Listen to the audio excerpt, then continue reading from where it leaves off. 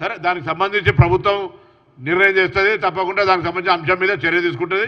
ఆ అంశాలన్నీ కూడా గౌరవ జగ్గారెడ్డి గారు మాట్లాడతారు. ఇవాళ ఒకటే మాత్రం చెప్తాను, హైదరాబాద్కు సంబంధించి ఏదైనా ఇబ్బంది కలిగే అంశం ఎవరు కలిగించినా తప్పకుండా తగిన కఠిన చర్యలు ఉంటాయి అనే మాట మరొక్కసారి స్పష్టం చేస్తా ఉన్నాం.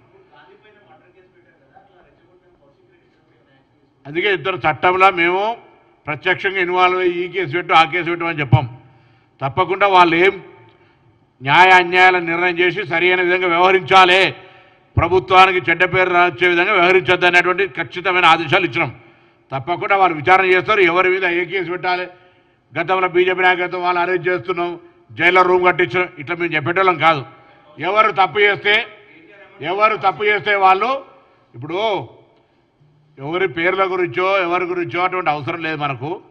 మేము శాంతి భద్రతలకు సంబంధించి వాళ్ళు రాజకీయపరమైనటువంటి అంశాలకు సంబంధించి మహిళలు కించపరిచే విధంగా మాట్లాడిన మహిళలు లేదా ఇంకా ఆంధ్ర వాళ్ళని అవమానపరిచిన వాళ్ళు రకరకాల అంశాలు ఇక్కడ ఉన్నాయి, సెన్సిటివ్ సబ్జెక్టులు. వాటన్నిటినీ ప్రేరేపితం కాకుండా శాంతి భద్రతలకు భంగం కలగకుండా చట్టరీత్యా కఠినమైన చర్యలు ఉంటాయనే మాట సందర్భంగా మనం చేస్తున్నాం.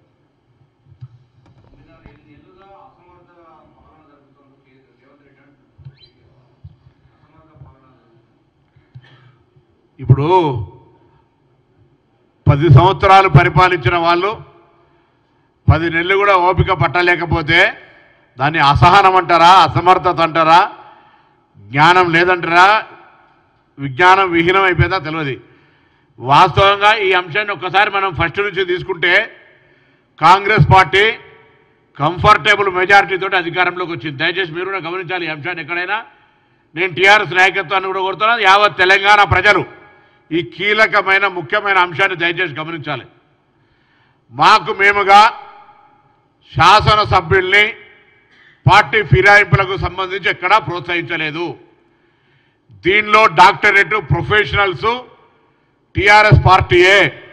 వాళ్ళ అధికారంలోకి వచ్చిన తర్వాత తెలుగుదేశం పార్టీ విలీనంతో పాటుగా సిపిఐ సిపిఎంలతో పాటుగా కాంగ్రెస్ పార్టీ శాసన మండలితో పాటుగా దళితులకు సంబంధించినటువంటి సిఎల్పి నాయకుడైతే కాంగ్రెస్ శాసనసభ్యుల్ని చేసుకోవడంతో పాటుగా రాజీనామా చేయించకుండా తెలుగుదేశం శాసనసభ్యునికి మంత్రిచ్చినటువంటి అనైతికంగా వ్యవహరించినటువంటి టీఆర్ఎస్ పార్టీని దయచేసి మరవద్దు ప్రజలు. ఒక్కసారి ఆ అంశాన్ని నేను రిమైండ్ చేస్తా ఉన్నా.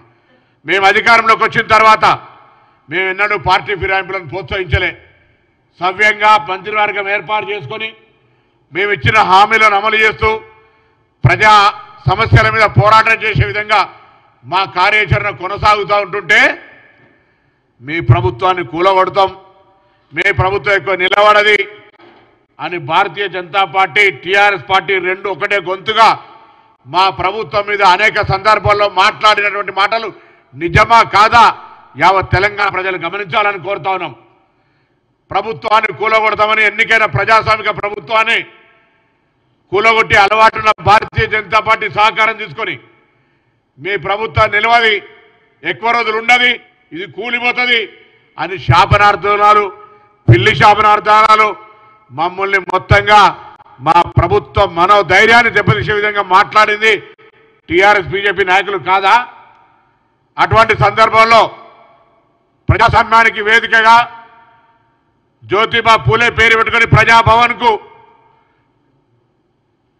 సచివాలయం, డాక్టర్ అంబేద్కర్ సచివాలయం సాక్షిగా ప్రజలందరికీ తలుపులు ఓపెన్ చేసి ముళ్ళ కంచెలు తొలగించి ప్రజాస్వామిక పరిపాలన చేస్తూ ఉంటుంటే ఈ ప్రభుత్వం కూలద్దు, ఈ ప్రభుత్వం పేద ప్రజలకు న్యాయం చేయాలని శాసనసభ్యులు మా పార్టీకి వస్తూ ఉంటుంటే ఇలా వాళ్ళ మీద బురద జల్లుతూ ఉన్నారు. మీరు చేస్తే రాజకీయ నీతి, మేము చేస్తే వ్యభిచారమా? ఎట్లా జరుగుతుంది? మీరు రాజకీయ పునరేకీకరణ అంటా ఉన్నారు అన్నాడు. అవును, నేను అడుగుతాను, మళ్ళీ కూడా చెప్తాను, మీకు ఆనాడు కంఫర్టబుల్ 80 మెజారిటీ వచ్చింది. 80 మెజారిటీ వచ్చినాక మీకు ఇబ్బంది లేదు. కానీ కాంగ్రెస్ పార్టీ ఒక దళిత సిఎల్పి లీడర్ అయితే ఓర్వలేక కాంగ్రెస్ పార్టీని బలహీనం చేయాలి, ప్రతిపక్ష గొంతు ఉండొద్దని మేము అట్లా చేస్తలేమే. శాసనసభను 3-3:30 దాకా నడిపి ప్రతిపక్ష నాయకులు ఏం చెప్తే అది వినడానికి వేదిక శాసనసభ అవకాశం ఇస్తా ఉన్నాం. ఇందిరా పార్క్ దగ్గర ధర్నా చౌకులు ఇస్తా ఉన్నాం. ఇలా మేము ఎన్నడూ ప్రతిపక్ష గొంతు నొక్కుతలే నిరసనలు చెప్పుకుంటుంటున్నాం. కాళేశ్వరం పోతామంటే గ్రీన్ వే ఛానల్ ఇస్తా ఉన్నాం. ఏడు కొమ్మంటాడు కొమ్మంటా ఉన్నాం. ప్రతిపక్ష నాయకుని శాసనసభకు రా, అనుభవజ్ఞుడి, నీకేమైనా తెలిస్తే మాకు చెప్పమని అడుగుతా ఉన్నాం. కేంద్రం నిధిరేలే, కేంద్రాన్ని నిలదీద్దాం రమ్మని అడుగుతా ఉన్నాం. ఇవాళ అటువంటి మాటలకు దూరం ఉండి మా ప్రభుత్వాన్ని కూలగొడతా అంటుంటే కొంతమంది ప్రజాస్వామ్యాన్ని విశ్వాసం ఉన్న శాసనసభ్యులు వస్తే వాళ్ళ మీద చీరలు పంపి భౌతిక దాడులు చేసే విధంగా మురిగే వాళ్ళను మురిగించినట్టుగా ఆ విధంగా రెచ్చగొట్టి ఈరోజు ఏం మాట్లాడుతూ ఉన్నారు మళ్ళీ మీరు? మాకు పరిపాలనకు సంబంధించి అవగాహన లేదా? Congress party is talented. ప్రభుత్వాన్ని పరిపాలించేది ఎవరు నేర్పే అవసరంలే. శాంతి భద్రతలకు కావచ్చు, ఆర్థిక సంస్కరణలకు కావచ్చు, ఆర్థిక పరమైన క్రమశిక్షణతో అన్ని రకాలుగా ప్రభుత్వాన్ని ముందుకు తీసుకుపోతా ఉన్నాం. జాగ్రత్త. ప్రభుత్వానికి సంబంధించి కూలగొడతానే మాట మళ్ళవరన్న మాట్లాడినా, అస్థిరపరిచే మాట మాట్లాడినా, ప్రభుత్వానికి అనవసర విమర్శలు చేసి వ్యక్తిగత విమర్శలు చేస్తే కూడా జాగ్రత్త అనే మాట మనం చేస్తాం.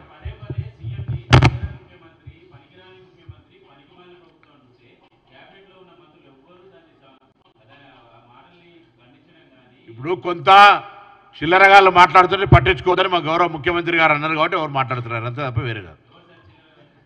నువ్వు ఎవరన్నారు? ఇప్పుడు చిల్లర అలా ఎవరన్నారు? వాళ్ళు నువ్వు ఇప్పుడు ఎవరెవరు అన్నారు? అరే మేమెందుకు వేరేటలో చిల్లర అనాలే? వాళ్ళు ఎవరైతే అంటున్నారో వాళ్ళే. మీకు తెలుసుగా మీరు ఎవరు ప్రస్తావించారు? మీరు ఎవరిని ప్రస్తావించారు? మీరు ఎవరెవరు అంటున్నారో వాళ్ళందరి గురించి చెప్పిండు. చెప్తాను, నీకు చెప్పినట్టే కదా.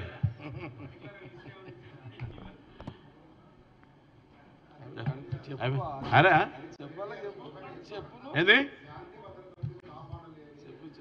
ఇక్కడ బా నువ్వు ఇంటికాడికి స్వేచ్ఛగా రా. ఏం శాంతి భద్రత హత్యలైనాయా? మానభంగాలైనాయా? ఏం జరిగినాయి? వట్టిగానే శాంతి భద్రత అని రోడ్డు ఎక్కి వరుతా ఉన్నారు. ఏం జరిగింది ఇలా? ఏం జరుగుతుంది? అరే మేము ఇలా మళ్ళీ చెప్తా ఉన్నాం. ఇది తెలంగాణ పోలీసు ఆనాటికి ఈనాటికే మారలే. టీఆర్ఎస్ గవర్నమెంట్ ఉన్నప్పుడు కూడా మేమేం పోలీసులు ఎన్నడూ అవమానపరిచేదిగా మాట్లాడలే. ప్రభుత్వ విధానాన్ని విమర్శించినాం. ప్రభుత్వ చెప్పు చేతల్లో బానిసలు కావద్దని చెప్పినాం. ఇవాళ మేము స్వేచ్ఛగా శాంతి భద్రతలు కాపాడడానికి పోలీసులు ఫ్రెండ్లీ పోలీస్ అయినప్పటికీ కూడా శాంతి భద్రతలకు విఘాతం కలిగిస్తే ఎవరిపైన నన్ను ఉక్కుపాలు ముప్పనం మేము అడుగుతున్నాం. ఇలా ఎందుకు చూడదన కదా?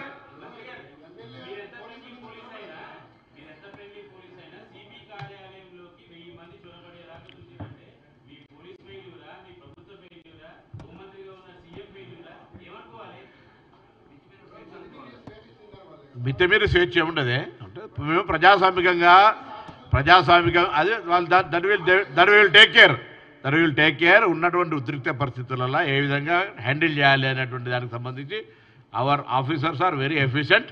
They will do. నేను ఇప్పుడు మీ అందరికీ కూడా ఒకటే మాట కోరుతా ఉన్నా. రైట్ ఇప్పుడు తప్పకుండా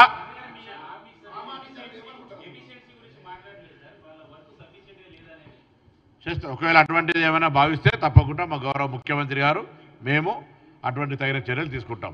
రైట్ అయినా అడగలేవా? నన్ను అడుగుతున్నందుకు నేను పీసీ రేపు వచ్చిన మహేష్ కుమార్ గౌర్ గారిని అధ్యక్షుని చార్జ్ తీసుకుని అడుగు. శాసనసభ అది హైదరాబాద్